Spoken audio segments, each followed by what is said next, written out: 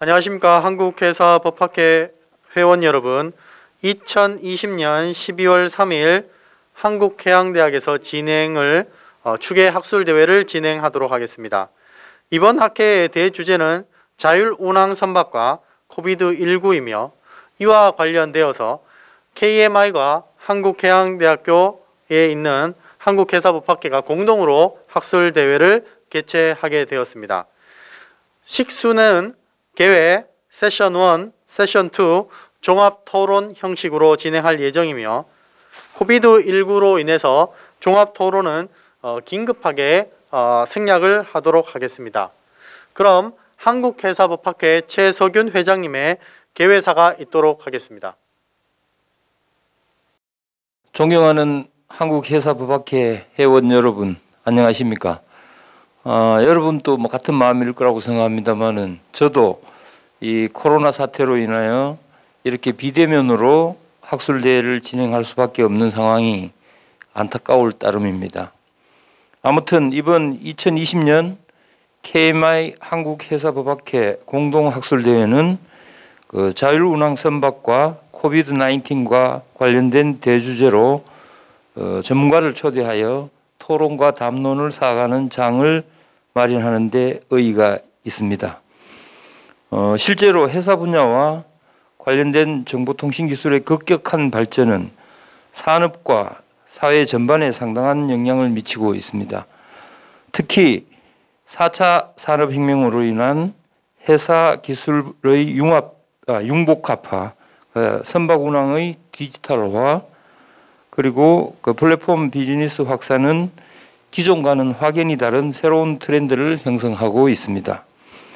결국 이러한 학술대회를 통하여 우리 한국회사법학회는 회사 분야 디지털 대전환의 시대에 대응하기 위하여 회사법 관련 학술단체 간의 협업을 기반으로 거시적인 법 정책적 전략 수립을 제시하고자 합니다. 향후에도 한국회사법학회와 한국해양수산개발원은 자율운항선박, 친환경선박, 코비드19 등과 같은 핵심 키워드를 중심으로 지속적으로 미래를 고찰하고 창의적인 해법을 도출할 수 있도록 지속적으로 협력할 것으로 기대합니다. 감사합니다. 안녕하십니까. 한국회사법학회 연구윤리와 관련된 규정을 모든 회원님들과 관련된 연구자님들께 알려드리도록 하겠습니다. 한국회사법학회는 국내 및 국제 회사관계 분야의 연구, 발표, 회사 분야의 연구 지원 등 산학 협력에 대한 전반적인 내용을 법과 체계 형식으로 포함해서 내용을 다루고 있으며 이월 통해서 우리나라 회사 산업 및 국제 회사 관계의 보다 효과적인 관계 수립, 유지, 발전에 기여함을 목적으로 하는 학술단체입니다. 본 규정에 따라서 학회의 임원과 회원이 학회의 목적을 달성하기 위한 하나의 역할로서 가장 중요한 연구윤리의 원칙과 기준을 서로 논의하고 규정함을 이번 발표를 통해서 목적으로 하고 있습니다. 실제 한국회사법학회의 연구윤리 규정은 지금 보시는 화면에서와 같이 홈페이지 상에 연구윤리 규정이 항상 맨 첫 메인 화면에 공시 게시되어 있습니다. 특히 홈페이지로 들어오시는 방법을 1번에서부터 2번 회칙을 클릭을 하고 3번 메뉴 연구윤리 규정 혹은 좌측 상단에 한국회사법학회 연구윤리 규정을 클릭하시면 보다 상세하게 내용을 확인하실 수 있습니다. 특히 연구윤리 규정은 일반적 연구윤리 규정, 표절, 중복 게재 및 이중 출판, 윤리 규정의 위원회의 규정은 윤리위원회, 소명 기회의 보장, 표절 및 중복 게재에 대한 조치까지 포함하고 있습니다. 특히 일반 윤리 규정에서 우리 학회 회원 모두는 학회 활동을 통해서 국내 및 국제회사 관계 법률과 한국 회사 산업 발전에 기여하고 공동의 이익 증진에 노력하는 것을 기본으로 하고 2, 3, 4, 5 각각의 중요한 저작권 및 윤리성, 학자적 양심, 공정한 심사, 엄격한 비밀 유지, 부당 부적절한 이득 추구 금지 등을 명시적으로 언급하고 있습니다.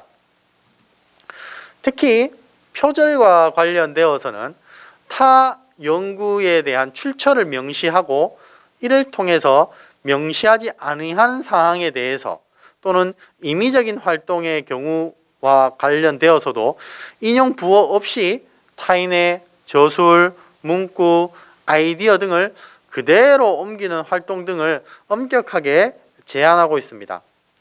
더불어서 중복 게재와 이중 출판에 대한 사항들에 대해서 연구물, 특히 게재 예정이거나 심사 중인 연구물을 포함해서 절대 새로운 연구인 것처럼 해서 타 출판 또는 논문 학회에 투고하는 것을 금지하고 있습니다.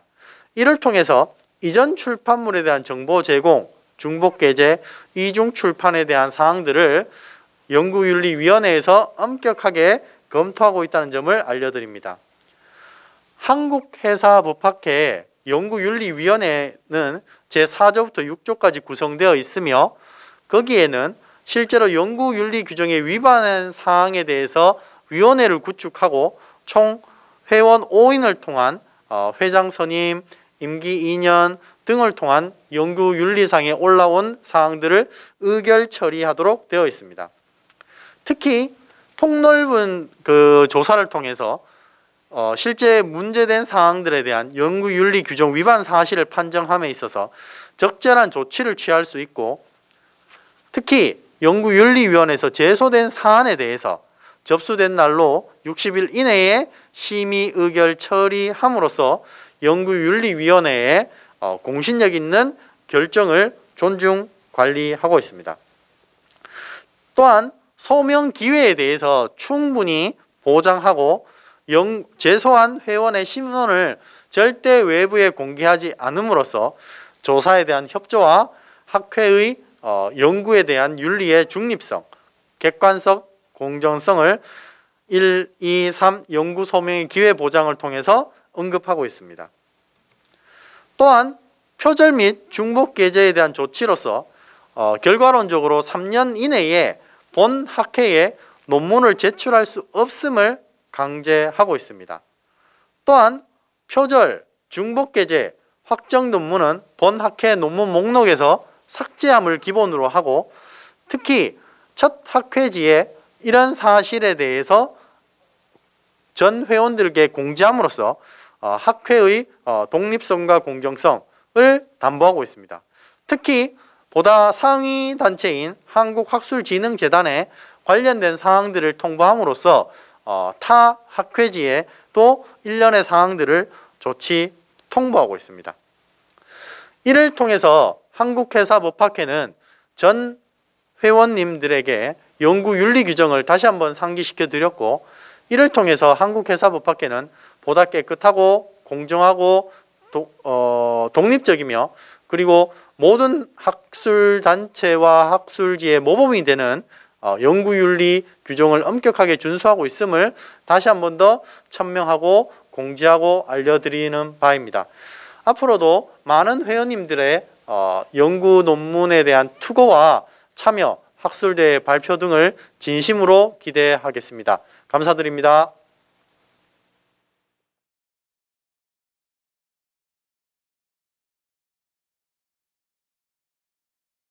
안녕하십니까. 개회사와 기조연설을 한국회사법학회 최석윤 회장님이 하셨고 이후 연구윤리교육 및 코비드19에 따른 다양한 보건안전교육도 함께 마쳤습니다.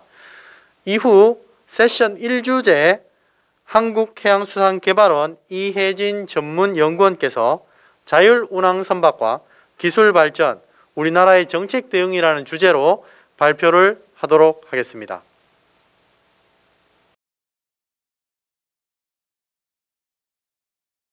네, 안녕하세요. 2020년 한국해사법학계 추계학술대회 발표를 맡게 된 한국해양수산개발원의 이희진 전문연구원입니다. 네, 이번 학회에서는 자유분한 선박 기술 발전과 우리나라 정책 대응에 관련된 내용으로 발표를 맡게 되었습니다. 네, 발표를 하기에 앞서 우선 목차를 먼저 살펴보도록 하겠습니다. 먼저 자유운한 선박의 동향을 통해서 연도별 IMO의 주요 내용, 그중에서도 MSC 리갈의 내용을 간략하게 살펴보고 지금까지의 작업 경과와 일정을 살펴보도록 하겠습니다. 그리고 자유운한 선박과 관련된 규제 재개정을 위한 주요 아이템을 살펴보고 관련 국제협약과 국내법 등 검토 대상 법령을 이어서 말씀드리도록 하겠습니다. 마지막으로 자유로운 선박의 도입과 상용화를 위한 준비 및 대응을 끝으로 이번 발표를 마치도록 하겠습니다. 자유로운 선박과 관련된 연도별 동향입니다. 2017년 자유로운 선박과 관련된 의제가 IMO MSC 제98차에서 처음으로 공식적으로 채택이 되었습니다. 그 다음 해인 2018년 MSC 제99차에서 자유로운 선박의 운용 시 영향을 미칠 14개 국제협약에 대한 규정 식별 작업, 즉 RSE에 착수를 했고 MSC 제100차에서 RSE 작업 체계를 승인하고 RSE 작업을 위한 웹 플랫폼 개발 및 진행 경과를 보고하였습니다. 같은 해인 2018년 4월 위갈 제105차에서 자유로운 선박과 관련된 협약에 대한 RSE 작업 및 객분석이 신규 의제로 채택이 되었습니다. 2019년 MSC 제101차에서는 RSE 작업 체계 확정 및 향후 작업 계획 수립에 들어갔고 위갈 제106차에서는 자유로운 선박 관련 소관 협약을 확정하고 RSE 작업 수행을 결정하였습니다. 올해 지속적으로 자유로운 선박에 관한 의제를 논의할 계획이었으나 아시다시피 코로나19로 인해서 내년으로 관련 의제가 모두 연기되었습니다. 자유로운 선박의 RSE 수행을 위해서 자유로운 선박의 등급을 4단계로 구분하였습니다. 1단계는 자율주행을 위한 부분적 자동화 및 선원의 의사결정을 지원하는 기능을 가진 선박. 2단계에서는 선원이 승선하고 있고 원격으로 제어되는 선박. 3단계에서는 선원이 승선하지 않고 원격으로 제어되는 선박. 4단계에서는 완전 자율주행 선박으로 총 4단계로 구분하고 있습니다. 협약 검토를 위한 방법론 1단계로서는 총 4가지 ABCD로 나누고 있고요. A는 자유로운 선박에 적용되고 자유로운 선박의 운용을 방해하는 규정. B에서는 자유로운 선박에 적용되고 자유로운 선박의 운용을 방해하지 않는 규정. C에서는 자유로운 선박에 적용되고 자유로운 선박의 운용을 방해하지는 않지만 명확한 또는 개정이 필요한 규정. D에서는 자유로운 선박 운용에 적용되지 않는 규정으로 구분할 수 있습니다. 이 1단계 결과 분석을 바탕으로 방법론 2단계를 보시면 첫 번째, 협약에 의해 제공되는 동등 규정 또는 통일 해석 개발. 두 번째가 현재 협약 개정. 세 번째, 새로운 협약 개발.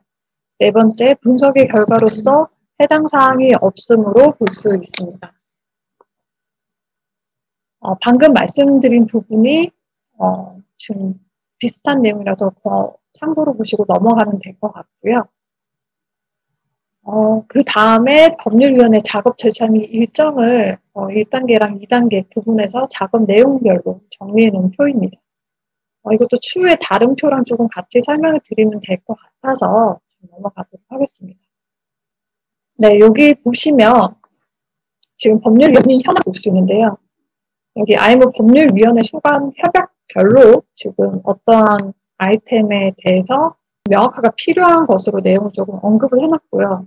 구체적으로 보시면 이 RSE 작업을 진행을 하면서 협약 분석 결과, 선장의 역할과 책임, 원격 운항자의 역할, 법적 책임의 문제, 자유로운 선박의 정의, 인증서와 관련된 이슈가 지금 자유로운 선박을 수용하기 위해서 명확화가 필요할 것으로 식별된 내용입니다. 이 명확화를 위한 작업은 내년도에 지속적으로 진행될 예정이고요. 앞서 말씀드린 내용이랑 관련해가지고 좀 정리를 해보았습니다. 2018년 12월부터 지금까지 현황과 일정을 조금 정리를 해봤고요. 이 앞에 내용 RS 1단계랑 2단계가 어떠한 방식으로 진행이 되었는지를 좀 참고하시면 될 것 같습니다. 네, 다음으로는 자유로운 선박과 관련된 규제 재개정 주요 아이템입니다. 주요 아이템은 총 4가지로 구분을 해봤고요. 운항 주체, 선박 장치, 운용, 인프라 영역으로 나누어 보았습니다. 운항 주체에는 조종 운항 제어, 관리하는 선언과 관련된 규정의 내용이 담고 있고요. 선박 장치 영역에는 자유로운 선박에 탑재되는 장비의 상용화, 표준화 관련 규정, 운용 영역에는 자유로운 선박 운용에 따른 사고, 안전 관련 규정, 마지막으로 인프라 부분에서는 자유로운 선박과 연계된 기술, 정보에 대한 기준 정비와 관련된 규정이 주요 아이템으로 꼽을 수 있었습니다. 조금 더 구체적인 키워드를 오른쪽에 보시면 원격 운항자, 면허 및 근로 기준, 교육 프로그램, 자율도성, 선박교통 관제 체계 등등 이와 같은 것을 조금 나열을 해볼 수 있었습니다. 네, IMO에서 언급하고 있는 자율운항 선박의 단계별 등장에 따라서 필요한 기술, 인력 형태, 항만 연계 방법을 또한 살펴보면 처음에는 IoT 센서와 인공지능을 활용한 지능화 시스템을 장착한 선박의 개념도 볼 수 있습니다. 그러나 기존의 선원들은 승선하고 있고 또한 기존의 방법으로 선박이 입항하게 됩니다. 두 번째는 IMO 레벨 3단계 수준에 해당하는 선박으로서 최소한의 선원만이 승선하고 대부분 자율적으로 운항하는 선박입니다. 여기에는 신뢰성이 높은 지능화 시스템이 장착되어 자율운항의 형태로 선박이 움직이게 되고 융합형 선원이 등장하면서 기존의 방식과 디지털 방법이 공존하여 선박이 항만으로 들어올 수 있을 것으로 예측할 수 있습니다. 마지막으로 선원이 전혀 승선하지 않는 무인 선박이 도입되고 전 구간을 자율운항하면서 새로운 선박을 수용할 수 있는 항만으로 발전하는 단계로 예상하시면 될 것 같습니다. 지금까지 언급하는 자율운항 선박과 기술의 발전 단계는 IMO에서 다루고 있는 내용 바탕으로 현 시점에서 변화에 대응하기 위해 예상하는 시나리오로 추후 기술 변화와 양상에 따라서 좀 달라질 수도 있을 것 같습니다.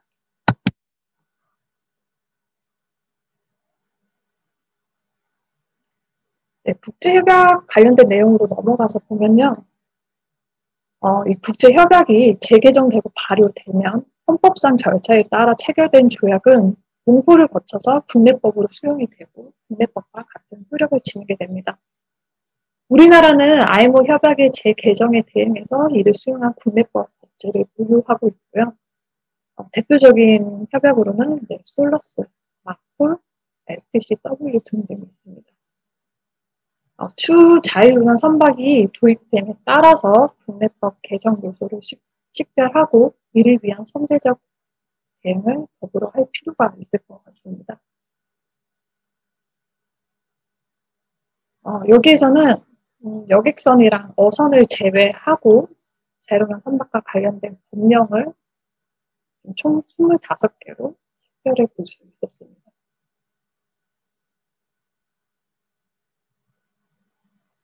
관련해서 조금 참고하시면 될 것 같고요.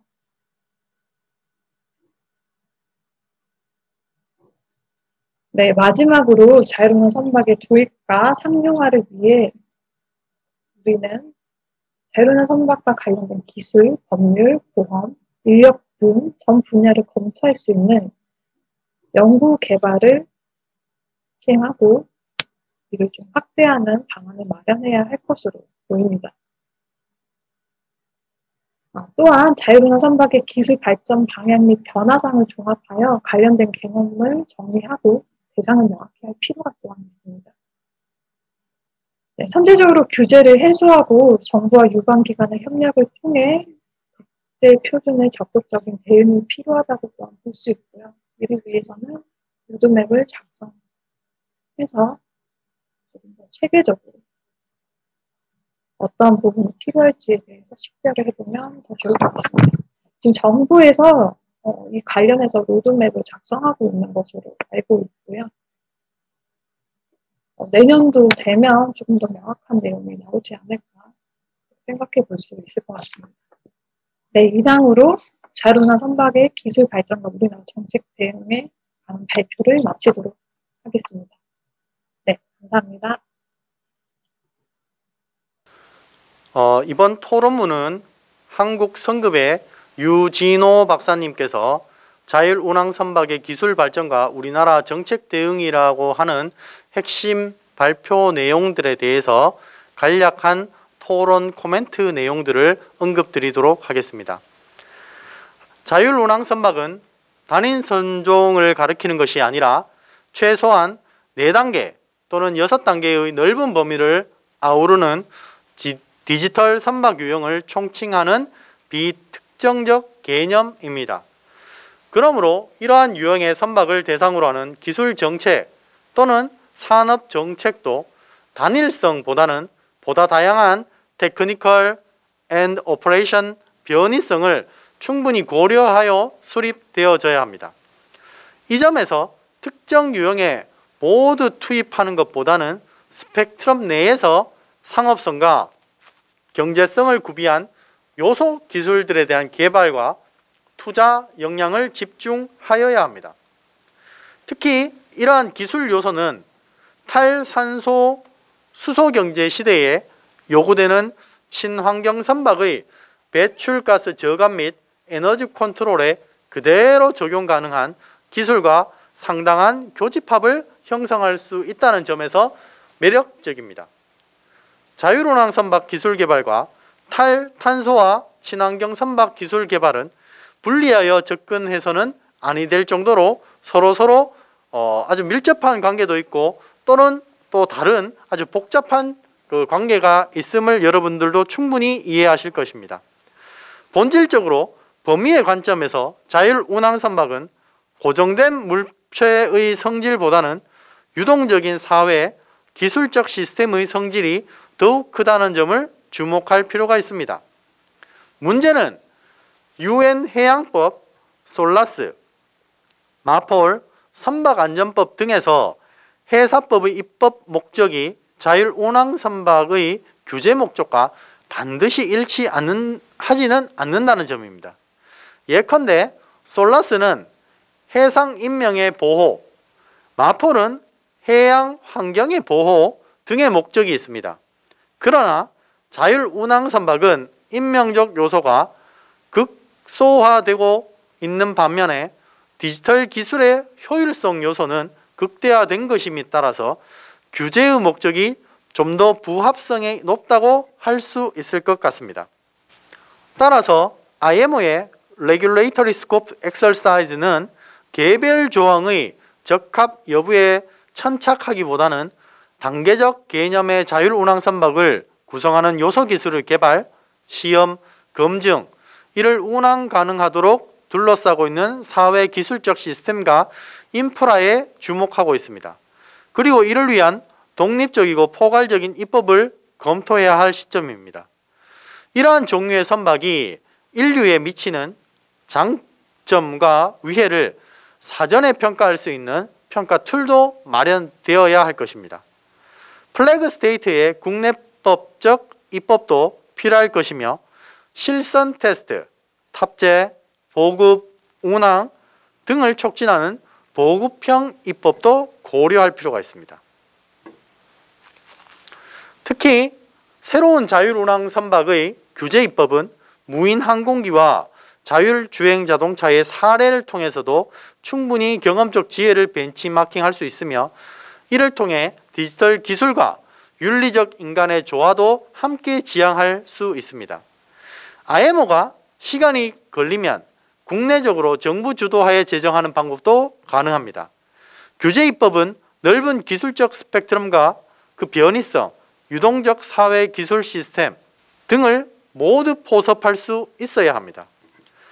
새로운 규제 입법은 자율 운항 선박의 기술적 다양성, 변이성, 사회적 기술 시스템 인프라에 반영하되 선박 운항의 의사결정자가 누구인가에 따라서 구체화하고 각 유형별 리스크를 선제적으로 대응하는 내용이 포함되어야 합니다. 예컨대 선원 플러스 알고리즘, 육상 원격 운항자, 선상 원격 운항자, 육상과 선상의 원격 운항자 알고리즘, 최소 선원, 승선, 부분 원격 운항, 부분적 자율 운항, 부분적 원격 운항, 부분적 자율 운항, 자율 운항, 완전 자율 운항과 원격 감시 등이 이런 내용에 해당된다고 할 수 있습니다. 아마도 위험 기반의 포괄적 입법 방식과 더불어 산업계 개발자의 표준 존중형 골 베이스 스탠다드가 프레임워크로서 고려할 가치가 있어 보입니다. 이상입니다. 감사합니다. 안녕하십니까. 이번에는 목포해양대학교 임채연 교수님이 자율운항 선박의 기술 발전과 우리나라의 정책 대응에 관하여 토론해 주신 사항들에 대해서 언급해 드리겠습니다. 전 세계적으로 자율운항 선박에 대한 관심이 고조되고 있고 일부 선제적으로 대응하고 있는 국가에서는 이미 일정 수준까지는 자율운항 선박의 상용화가 이루어졌다는 소식도 들려오고 있습니다. 이러한 상황에서도 국내에서는 다소 늦은 감이 있지만 지금이라도 자율운항 선박의 개발에 착수하였다는 점은 나름의 의미가 있습니다. 한편 IMO는 1948년 설립된 이래로 해양에서의 인명 및 선박 안전 확보와 해양환경 보호 등을 위한 기술적 기준 정립, 다양한 해사 협약의 채택 및 시행을 중심 주도하고 있습니다. 이러한 IMO의 결과물은 자율 운항 선박의 발전과 개발에 따라 거의 모든 분야에 있어서 새로운 기술에 맞게 발전, 진화되고 있음을 우리 모두는 인지해야 할 것입니다. 특히 기술적 기준의 정립이나 개발과 더불어 이와 관련된 국제법, 국제해사협약이나 각종 결의서 등은 전반적인 재검토 및 개정이 수반되어야 할 것입니다. 특히 발표자께서 언급하셨듯이 이에 대한 작업에 계속적으로 참여하고 있는 것으로 알고 있습니다. 따라서 이러한 작업 경과를 누구보다도 잘 알고 있을 것이라 사료되며 이러한 IMO 차원의 논의사항과 발전이 국내 법과 제도의 효율적이고 적절하게 수용되는 데 중요한 역할을 할 것으로 기대하고 있습니다. 현재 전반적으로 검토가 필요한 국내 법제에 대한 인식이 효율적으로 이루어지고 있는 것으로 사료되나 향후 IMO 차원의 발전 방향에 따라 국내적으로도 그에 따른 변경이 반드시 필요하며 이에 따른 지속적인 연구와 검토가 필요할 것으로 판단됩니다. 그리고 이와 관련된 것을 연구자에게 기대하고 있습니다. 다만 일부 법률적인 추가 검토가 필요한 부분이 있을 것으로 판단되며 Wreck Removal 2007년, SRC 2009년, HNS 2010년 등에 대한 국내 수용 법제 등에 대한 검토 등이 추가적으로 필요할 것으로 판단됩니다. 또한 여러 국제회사 협약의 전반적인 재검토를 진행함에 있어서 각 협약이나 법제, 그 적용 대상 선박이 다르다는 점을 충분히 고려하여 막연하게 자율운항 선박의 기능만을 중심으로 기술적 검토를 치중하기보다는 각 특성에 맞는 범위 내에서 기준을 정하고 검토하는 것이 필요할 것 같습니다. 향후에도 지속적인 동분야의 연구를 통해 국내의 자율운항 선박에 관한 제도가 원활하게 정착될 수 있도록 많은 역할과 연구를 기대합니다. 감사합니다.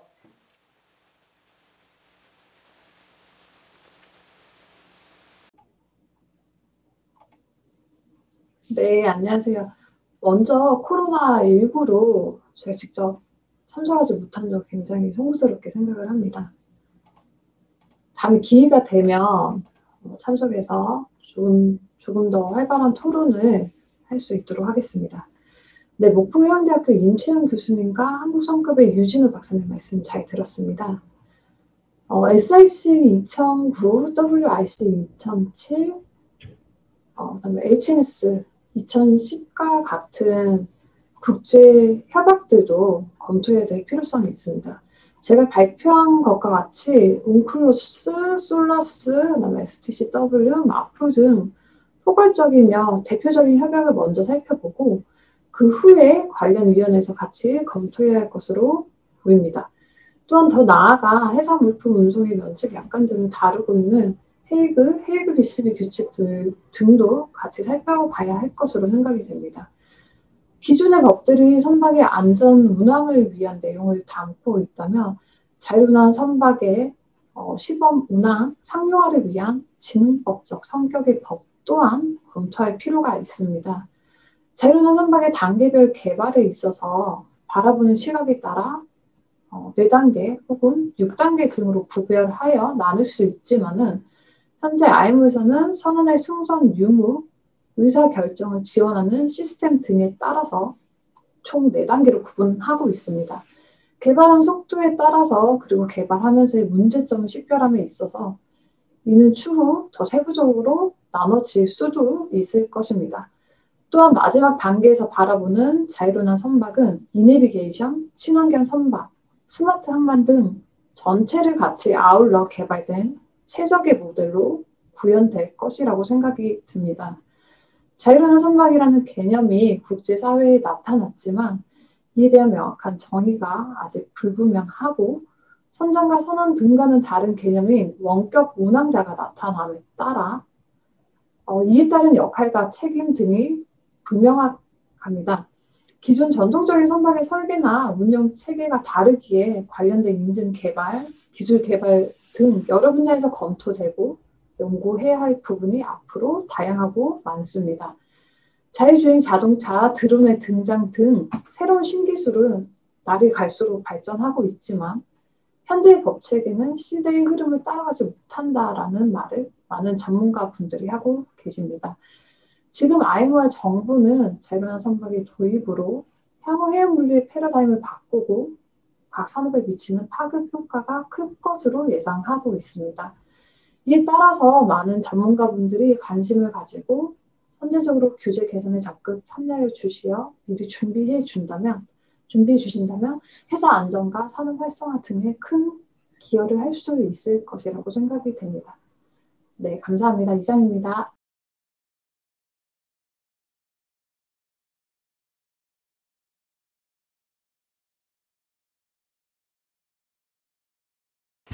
예, 안녕하십니까.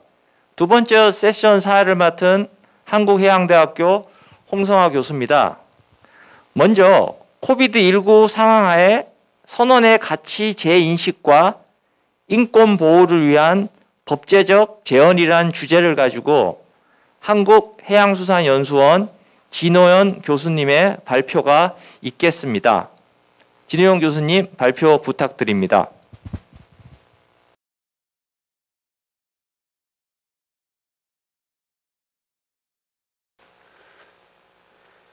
예, 안녕하십니까. 한국해양수산연수원의 진호현 교수입니다. 금번 한국해사법학회 공동추계학술대회에서 이런 선원의 인권 보호와 관련된 주제를 발표하게 돼서 영광입니다. 제가 오늘 발표할 주제는 코비드-19 상황하에 선원의 가치 재인식과 선원 인권 보호를 위한 법제적 재현입니다. 목차부터 보시겠습니다. 제 1장에서는 그 뉴노멀 시대의 선원의 가치를 재인식할 필요가 있다라는 판단하에 인식을 제고할 필요성에 대해서 논의를 하고, 제 2장에서는 정규직과 비정규직 선원에 대한 어떤 직업의식에 대한 그 설문조사를 시행하였습니다. 그것에 대한 결과를 발표하도록 하겠습니다. 제 3장에서는 한국 선원, 그 다음에 한국 선원과 관련된 주변 종사자분들에 대한 그 인권 의식에 대한 현황을 말씀드리도록 하겠습니다. 제 4장에서는 선원 노동 인권 교육에 관한 해외 사례에 대해서 소개하도록 하겠습니다. 마지막으로 제 5장은 결론부인데요. 선원의 노동 인권 교육을 위한 정책적 제언으로 마무리를 하도록 하겠습니다. 1장부터 보시겠습니다.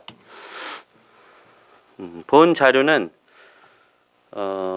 빔코의 맨파워라는 이 저널에서 소개된 그 자료인데요. 2015년도를 기준으로 전 세계 그 사관, 그 오피서들에 대한 그 부족분이 약 한 16,000명 정도 있다고 합니다. 이것을 이제 그 미래 예측으로 한번 살펴보면은 2025년도에는 14만 명이 부족하다고 합니다. 우리나라는 그 이런 선원 양성 측면, 특히 이 사관 양성 측면에 있어서는 어떤 강대국이라고 할 수 있는데, 이런 측면에서 봤을 때는 그 선원 공급 측면에서 봤을 때는 대한민국이 굉장히 유리한 조건을 가지고 있다, 이렇게 볼 수 있습니다.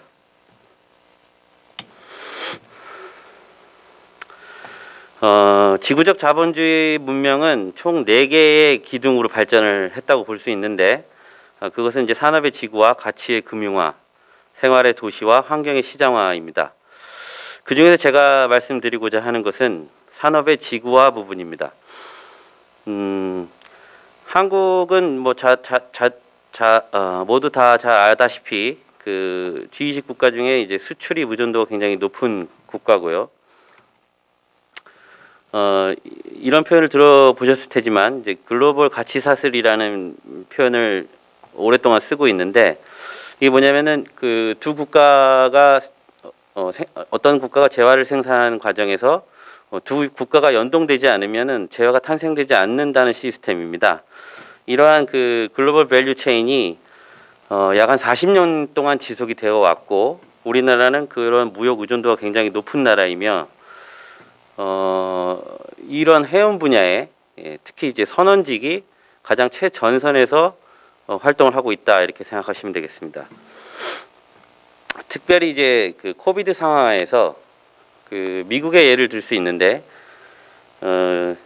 이런 기사가 있었어요. 이제 미국의 그 어떤 가정집에서 화장실에 휴지가 떨어졌는데 마트에 가도 구할 수가 없다는 겁니다. 그래서 이제 그걸 이제 공장에 전화를 해보니까 공장에서도 그 물품을 생산할 수가 없다는 거예요. 그러니까 왜 그러냐니까 이 바이러스 때문에 중국에서 원자재 수입이 불가능하다는 겁니다. 그런 것처럼 이러한 이제 이 미국도 미국이라는 강대국도 그 중국에서 원자재를 수입하지 않으면은 이 화장지조차 만들 수 없는 시대가 바로 이런 글로벌 밸류 체인 시대라고 볼 수 있습니다.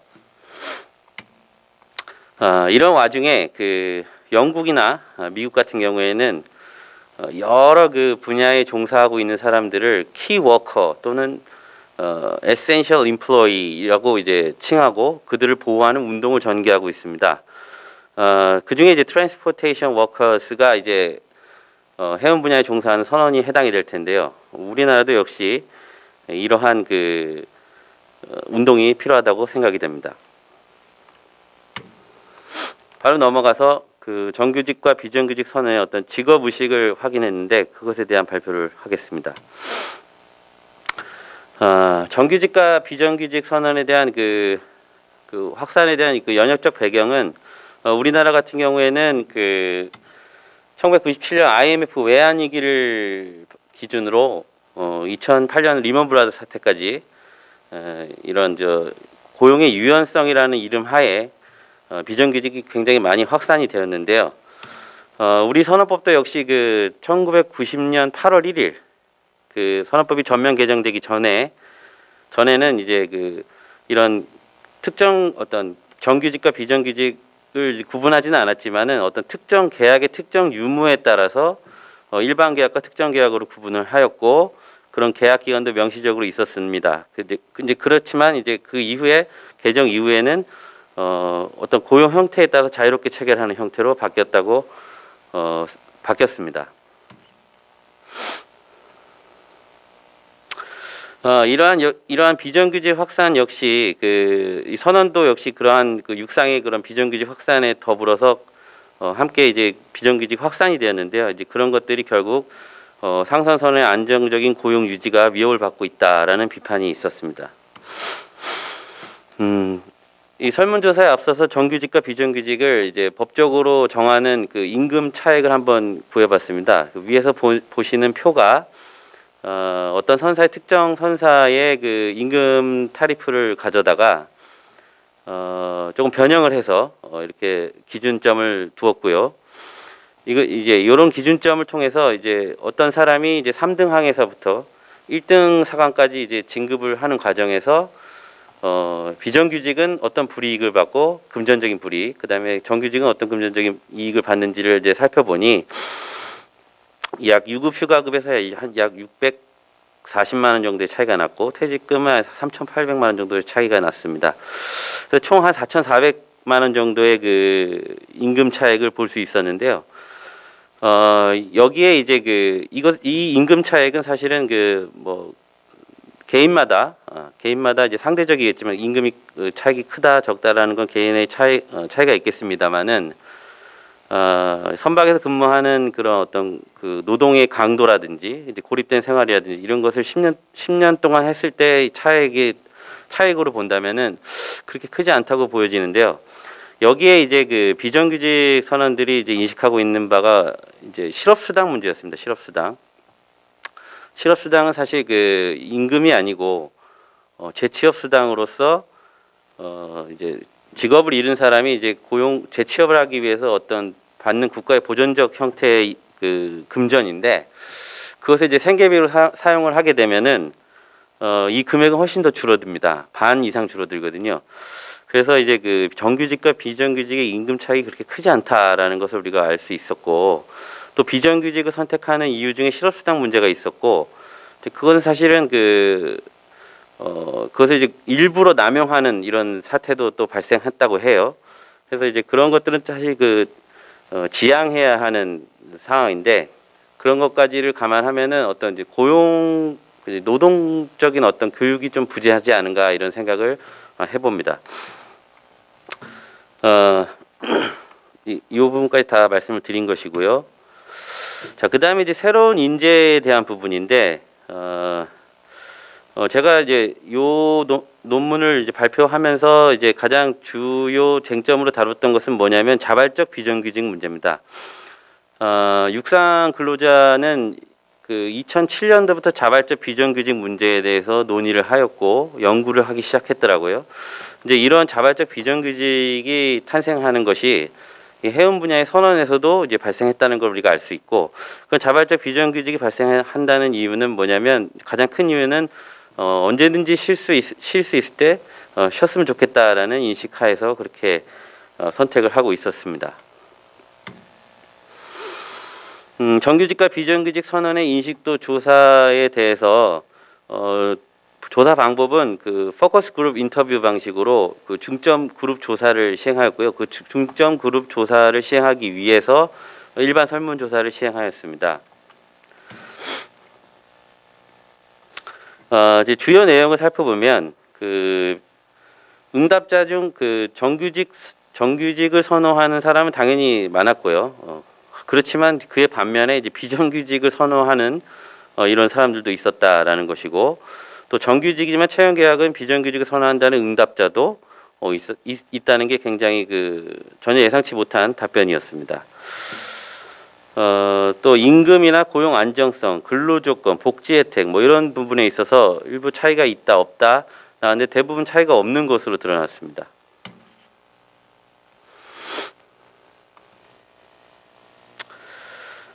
심층조사 결과 이제 주요한 내용을 말씀드리면은 이렇게 이제 이렇게 어떤 취업을 하는데 어떤 조건으로서 선택하는 이유를 젊은 회계사들 같은 경우에는 정규직과 비정규직이 급여는 차이가 없다고 인지하고 있었고요.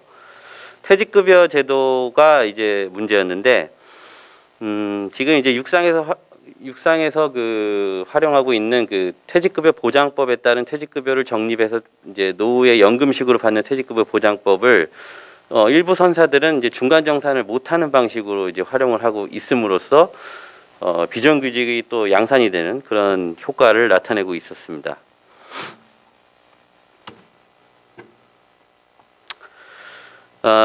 이 심층조사에 관한 선언 그 선언 정규직과 비정규직 선언의 인식도에 따른 심층 조사에 따른 시사점을 살펴보면은 회기사가 되기까지, 그러니까 이제 그 초등교육부터 중등교육, 고등교육을 이제 받고 회기사가 되는데, 회기사가 되기까지 전혀 노동관계에 관한 지식을 습득한 적이 없다라는 게 이제 가장 큰 문제점으로 식별이 됐었습니다.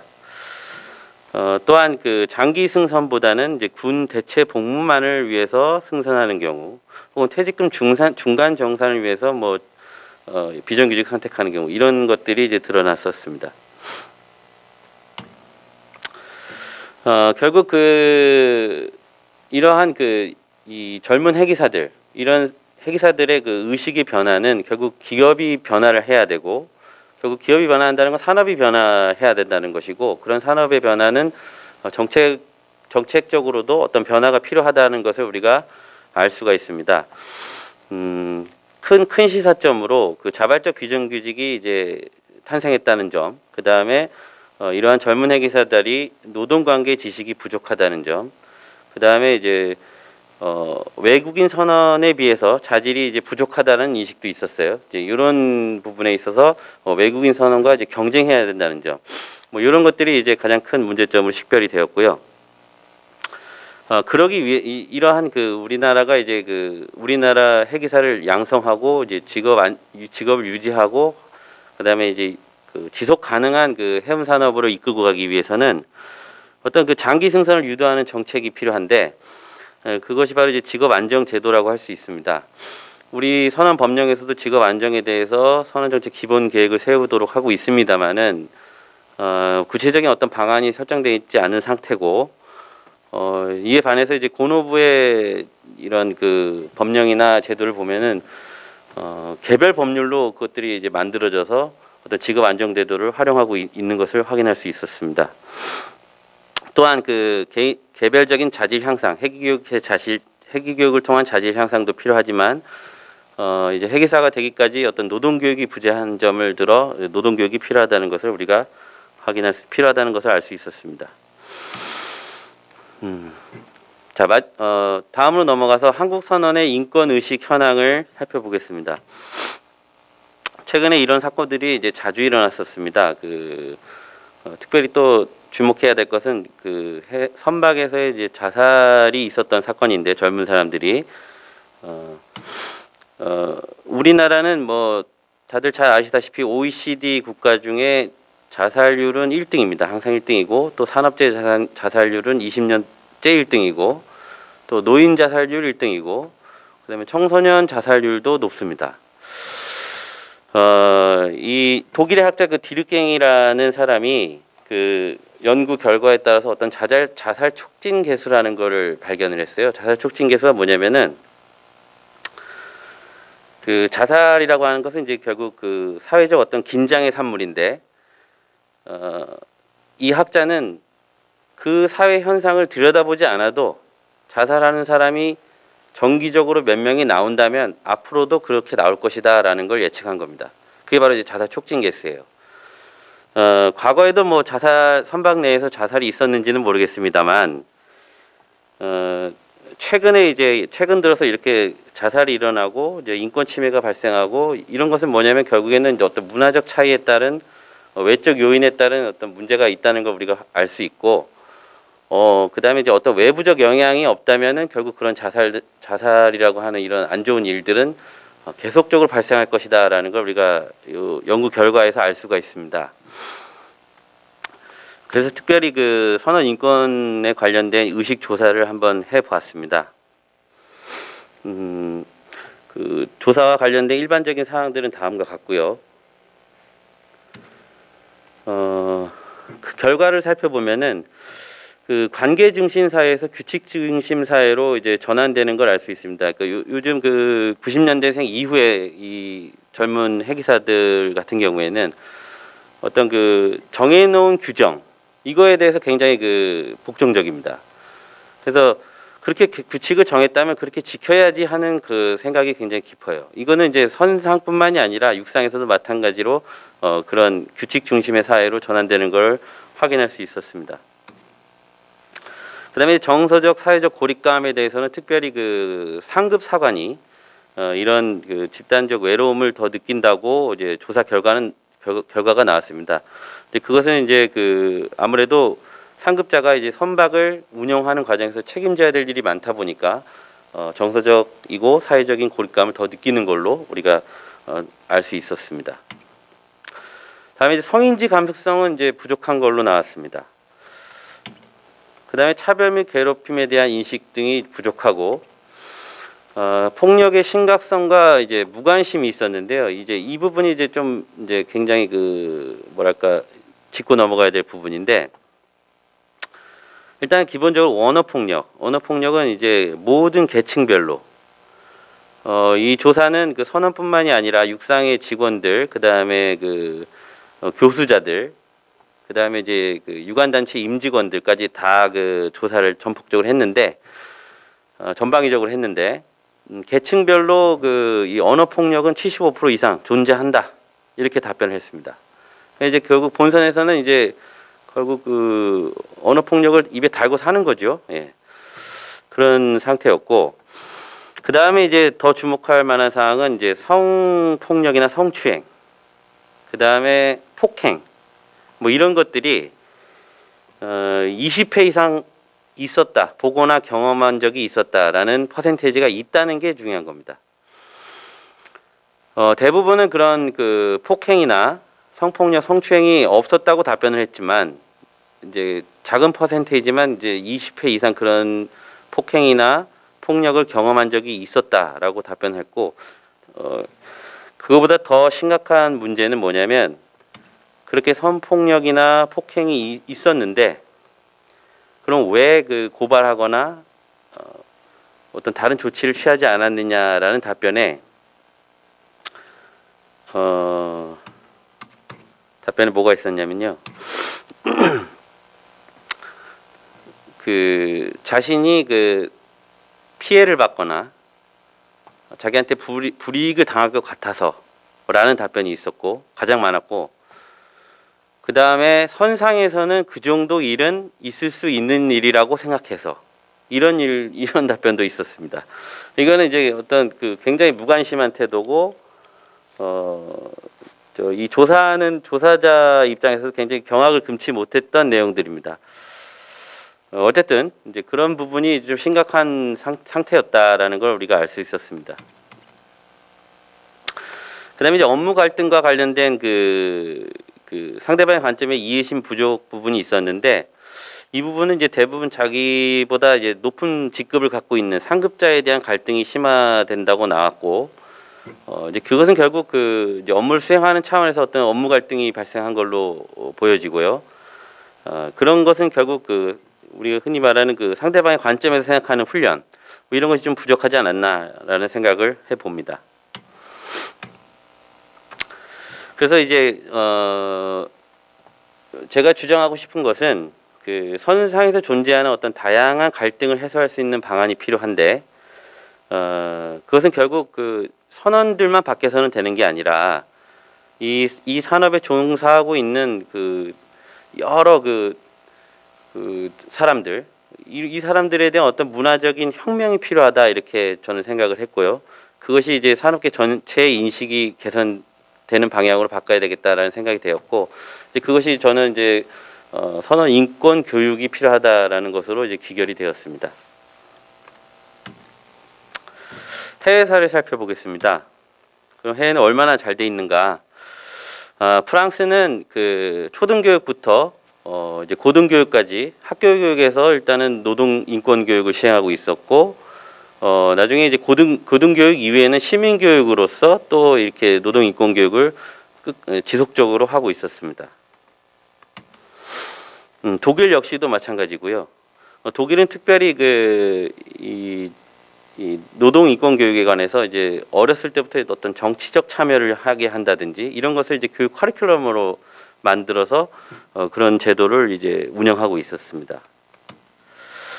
필리핀은 조금 이제 특이한데, 필리핀은 헌법에 그런 내용을 담고 있어요. 헌법 제 14장 3조, 이게 87년이 이제 전면 개정한 개정헌법이라고 하는데, 14장 3조에 이제 그 인류애, 그 다음에 인권 존중을 가르쳐야 한다고 이제 이렇게 명시를 하고 있습니다. 모든 교육기관이 그러한 일들을 해야 된다라고 해서 헌법에 명시를 하고 있고, 그 이제 94년도부터는 이제 교육연구국 산하의 국가인권위원회를 두고 이제 여기서 이제 교육을 하고 재정도 지원하고 있는 것으로 확인되었습니다. 우리나라는 이제 인권위법에 이제 교육에 대한 부분이 언급이 돼 있는데, 지금 여기 보시다시피 이제 국가인권위원회법 제26조의 인권교육과 홍보에 대해서 언급을 하고 있고, 내용을 보시면 아시겠지만 협의할 수 있다, 학교의 장과 협의할 수 있다, 뭐 이런 식으로 문구가 법률 텍스트가 구성이 되어 있습니다. 이러다 보니까 임의 규정이라는 걸 우리가 알 수 있고 강행성이 없다 보니 뭐 시행되지 않고 있습니다. 요 법이 만들어지고 시범 사업으로서 초등교육 시범 사업으로 그 인권 교육을 시행했으나 지금까지 이어지지 않고 있고요. 서울대학교에 제가 알기로는 서울대학교에 그 인권 연구 센터가 있는 걸로 알고 있는데 거기도 물론 이제 법학자들이 활동을 하고 있습니다. 그 센터가 있는 걸로 알고 있는데 그쪽에서도 한 12년 동안 인권 교육을 위한 활동을 이제 추진했지만 그것이 이제 계속 무산이 되는 결국 법안을 통과시키지 못해서 이제 아직까지도 이루지 못하고 있습니다. 결국 이제 왜 그러면 인권 교육을 이제 초등교육부터 중고등교육에 하지 못하는가 생각을 해보면은 우리나라 교육 시스템 문제인데 대학을 가기 위한 수단으로 노동교육이나 인권교육이 필요가 없거든요. 이제 그것이 이제 가장 큰 문제라고 보여집니다. 노동기구의 사례를 살펴보겠습니다. 노동기구는 이제 그 MSC 협약의 이제 가이드라인으로서 선내 그 따돌림 및 괴롭힘 방지 이 가이드라인을 발표를 했고 이제 그것을 이제 각국이 이행하는 것을 권고를 하고 있습니다. 그래서 이제 유럽 뒤에 소개될 이제 유럽 선박 소유자 협회는 이 가이드라인을 통해서 이제 자체적으로 유럽 선주들에게 이런 선내에서 따돌림과 괴롭힘 방지를 위한 이제 가이드라인을 만들어서 제공하고 교육도 하고 있는 걸로 밝혀졌습니다. 국제회사기구는 이제 여러 그 시민단체들과 공조를 해서 이런 인권 교육이나 선언 교육에 대해서 이제 그 활동을 하고 있었고 특별히 그 Civil Rights International이라고 하는 그 SRI라고 하는 조직을 이제 독립센터로 설립을 해서 이제 이곳에서 이제 여러 가지 교육 프로그램을 만들고 교육을 하고 있었습니다. 그 내용은 이제 주로 이제 뭐 선언의 유기라든지 그다음에 해상에서의 사망 부상, 그다음에 임금과 선박 체포, 그다음에 강도, 그다음에 해양 사고의 선언의 공정한 대우, 해적 뭐 이런 것들이었습니다. 자, 미국은 그 CSR이라고 하는 그 조직이 있는데요. 그 조직은 그 SCI라고 하는 Siemens Church Institute라고 하는 그 조직 하에 있는 선언 인권 교육 센터고 그 안에는 이제 어떤 그 법률적인 그 변호사를 동원해서 법률적인 서비스도 제공하고 있었습니다. 미국은 또 SOCP라고 하는 조직에서 이런 교과서를 만들었어요. 교과서를 만들어서 뭐 섹슈얼 하라스먼트라든지 또 뭐 괴롭힘이라든지 이런 부분에 대해서 선원들 그다음에 교수자 뭐 학생 뭐 이런 사람들에게 어떤 지침서를 제공하고 그것을 또 가르치도록 배포하고 있었습니다. 영국은 이제 HRAS라고 하는 조직에서 이제 인권 침해 사례를 연구하고 또 그것을 또 선원들에게 또 인권 침해 남용을 이제 예방하기 위한 교육을 활동을 하고 있었습니다. 유럽 선주협회는 처음에 말씀을 드렸고요. 여기서 말하는 이제 시사점 우리가 볼 수 있는데 뭐냐면 해상 분야는 그 해상 분야의 그 인권 침해에 대한 예방 교육은 주로 선원의 권리를 자신이 아는 것 이 위주였어요. 그러면 왜 인권 감수성을 향상시키는 교육을 안 했느냐, 이들은 안 하고 있느냐 이렇게 살펴보니까 그건 이미 초등교육부터 중등, 고등교육까지 그런 교육을 다 하고 있습니다. 지속적으로 하고 있는 거예요.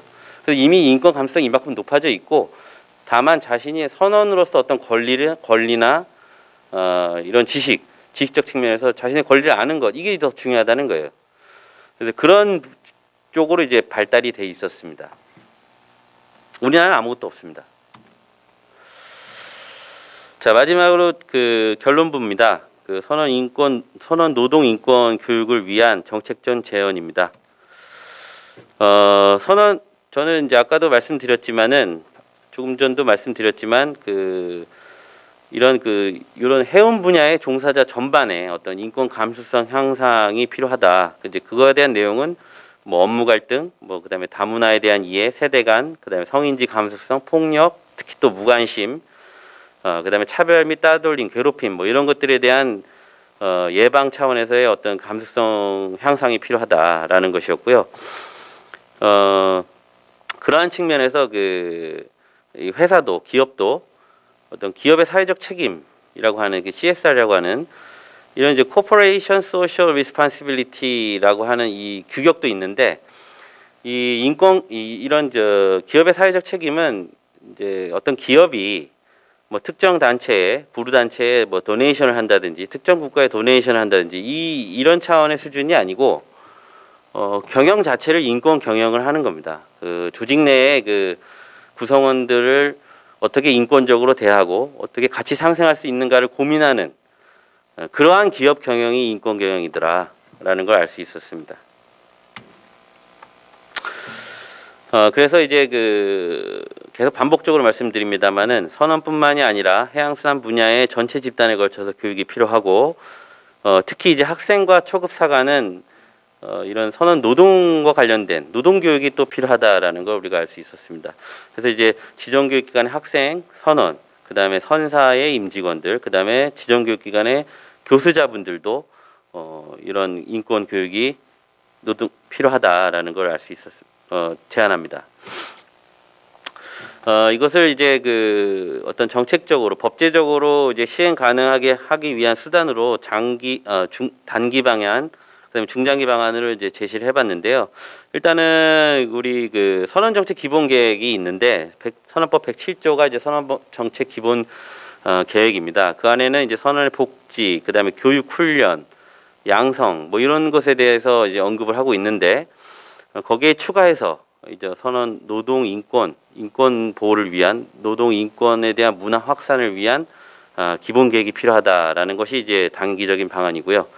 중장기적으로는 이제 선언 법령이라든지 아니면 개별법으로 이렇게 개정을 해서 개정 또는 제정을 해서 이런 선언의 어떤 노동 인권 교육이라든지 문화 확산, 그 다음에 선언의 어떤 직업 안정 제도에 대한 마련, 뭐 이런 것들이 필요하다라는 것을 제언합니다. 이상으로 발표를 마치겠습니다.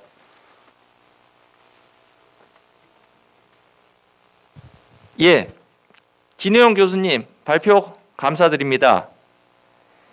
이어서 바로 SK해운 연합 노동조합의 박상익 본부장님과 한국해기사협회의 양희복 상무님의 토론과 질문이 이어지겠습니다. 두 분의 토론과 질문을 들은 후 모아서 답변하도록 하겠습니다.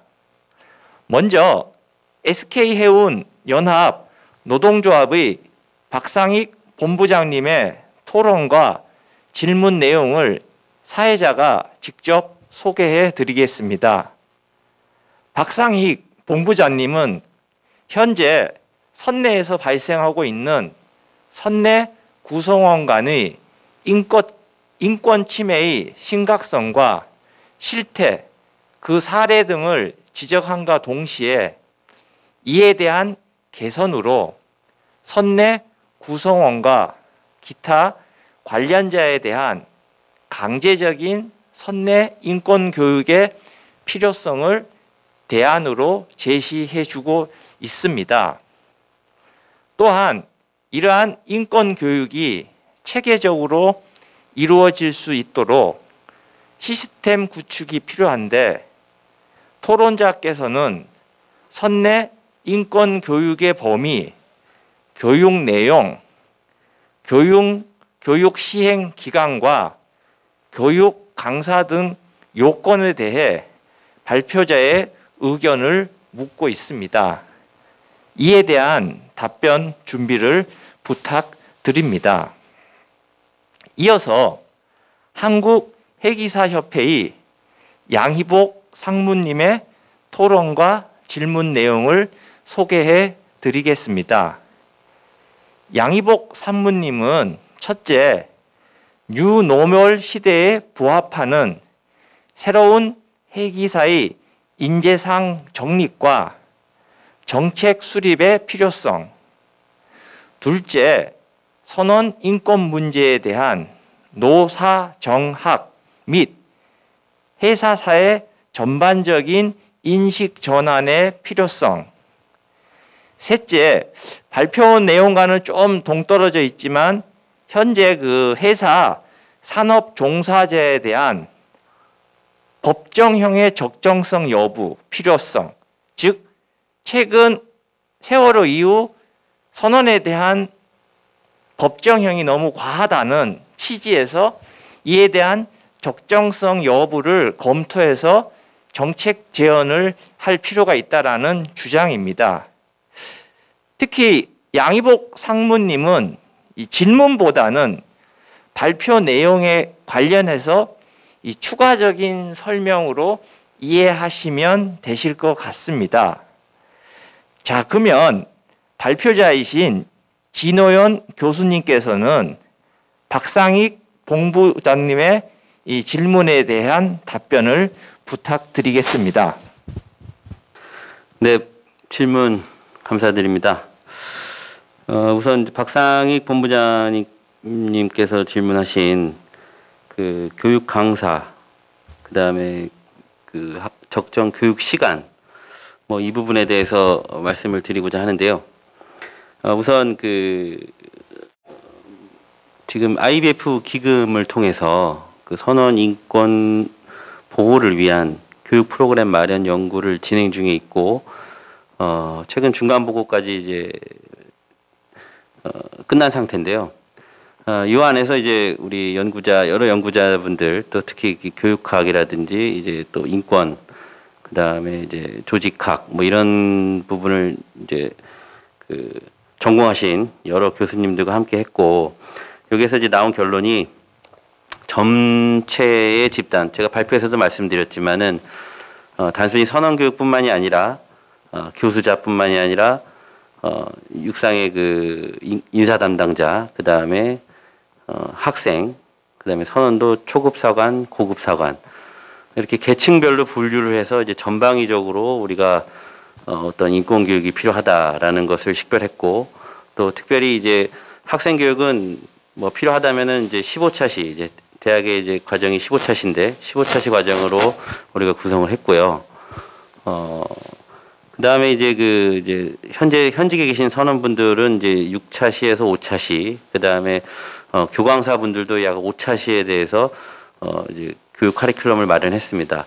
특히 궁금하셨던 부분이 이제 교육 강사에 대한 교육 커리큘럼이었는데, 그 교강사분들에 대한 교육 커리큘럼은 인권에 대한 이해도 필요하지만, 그 다음에 이 선원직에 대한 이해와 인권에 대한 이해, 그 다음에 노동교육에 대한 이해를 더불어서 그러한 인권교육을 할 수 있는 그 교육 프로그램의 개발, 그 개발을 어떤 방식으로 해야 하는가도 이제 우리가 교육을 해 주도록 마련하고 있습니다. 바로 이어서 답변. 예. 그 다음에 양희복 상무님의 질문에 대해서 답변을 드리고자 하는데요. 지금 이제 노사정 학 전반적인 인식도 개선이 필요하다고 이제 지적을 해주셨고, 예. 그래서 이러한 것을 이제 현실적으로 실현시키기 위해서는 뭐 법안의 개정도 필요하지만은 이제 전방위적으로 어떤 그 인식의 개선과 함께, 또 특별히 저는 개인적으로는 개별 법률을 하나 제정을 해서 뭐 선언인권 교육원 같은 이런 기관을 설립을 하고, 또 그것이 또 활성화될 수 있도록 하는 이런 것도 필요하다라고 생각이 됩니다. 다음은 이제 양희복 상무님의 질문인데요. 그 노사정학 전반적인 인식도 개선이 필요하다라는 점은 제가 충분히 공감하고 있고요. 이제 그러한 일을 하기 위해서 이제 가장 먼저 해야 될 것이 저는 교육이라고 판단을 했고 가장 효율적인 부분이 교육이라고 판단했고 그것을 제안을 한 것이고요. 방금 그 말씀드렸던 것처럼 그러한 어떤 조직을 갖추고 이행을 한다면 조금 더 빨리 어떤 선진 인권 문화로 진입할 수 있는 길이 되지 않을까 생각을 하고 있습니다. 법정형의 적정성 여부는 관련 주제와 좀 연관성이 좀 부족함으로 생략하기로 하겠습니다. 예, 답변 감사드립니다. 그러면 이 사회자로서 제가 또 궁금한 게 있어서 질문을 하나 하도록 하겠습니다. 잘 아시겠지만 이 선언과 관련된 핵심적인 이 교육 프로그램에 관련된 협약은 STCW 협약이라고 생각합니다. 특히 우리 박상익 본부장님께서 보내주신 이 토론문에 보면 선내 갈등 사항들이 사고와 연계되는 케이스가 많이 있다라고 지적을 해 주셨어요. 이렇다면 결국은 선내의 이런 인권 문제는 결국 또 안전과 관련이 있다라고 연결을 저는 또 짓고 싶거든요. 그럼 이랬을 때 아까 같이 뭐 선언 인권 교육에 대한 강제성 여부에 대해서 국내에서 논의하기보다는 STW 협약상의 교육 내용의 하나로서 선내 인권 문제에 대한 인식이나 그 내용에 대한 부분을 추가할 필요가 있지 않겠나. 혹시 그런 움직임이 있는지 IMO의 그 협약상 만약에 그런 움직임이 없다면 우리 대한민국이 선제적으로 그런 문서 제안을 하는 것이 또 어떤지 한번 고려해 볼 필요가 있지 않은지 뭐 이 점에 대해서 한번 답변을 부탁드리겠습니다. 예, 홍 교수님 그 질문 감사드립니다. 홍 교수님 말씀에 전적으로 공감을 하고요. 이제 다만 이제 국제기구이다 보니까 이제 STCW나 뭐 ILO의 MLC 협약 두 가지를 큰 축으로 볼 수 있는데 선언과 관련된 협약을 일단 노동기구의 협약으로서도 저는 MLC에 이제 담아두는 것도 뭐 괜찮다고 생각을 하고 있고 ILO 그 MLC 협약이 이제 STCW 협약에 이제 어떤 조항을 인용을 해서 이제 계속적으로 이제 연계해서 사용하고 있는 부분도 있기 때문에 뭐 STCW에 담아도 뭐 좋을 거라고 생각이 됩니다. 근데 이제 한 가지 측면에서 조금 우려가 되는 것은 이제 각국마다 이제 그 선언 인권 의식이라든지 이런 것들이 조금 차이가 있기 때문에 그 차이에 대한 그 어떤 갭을 이제 어떤 방식으로 이제 표출해야 될 것인가가 좀 많은 고민이 되는데 물론 이제 국제협약은 이제 선언적인 이런 문장으로도 충분히 그런 것이 이제 가능한 걸로 알고 있습니다만은 금방 말씀하신 바를 적극 수용해서 한번 정부하고도 한번 논의를 해 보도록 하겠습니다. 네, 감사합니다. 예. 명확한 답변 감사드립니다. 자, 그러면 이상으로 제2주제에 대한 발표와 토론을 마치도록 하겠습니다. 감사합니다. 안녕하십니까. 2020년 한국회사법학회 추계학술대회가 지금으로부터 마치도록 하겠습니다. 이번 학술대회는 총 2개 세션으로 KMI와 한국회사법학회가 공동으로 주관하였습니다. 특히 이번 학술대회는 자율운항선박과 코비드19라고 하는 대주제로 인하여 많은 기관들에서 도움을 주셨습니다. 대표적으로 사단법인 전국해운노동조합협의회에서 지원해 주셨고 한국해운조합, 부산항만공사, 한국성급, 부산항 도선사회에서도 적극적인 후원과 지원을 아끼지 않으셨습니다. 앞으로 한국회사법학회는 매년 새로운 주제를 시대의 흐름과 동조하여 주제와 논의와 담론을 발굴하고 이를 학계와 그리고 해운사학계 전반적으로 널리 알릴 수 있도록 디지털 아카이브 형식의 많은 학술 대회를 개최하고 이것을 홍보, 활용할 수 있도록 노력하겠습니다. 감사합니다.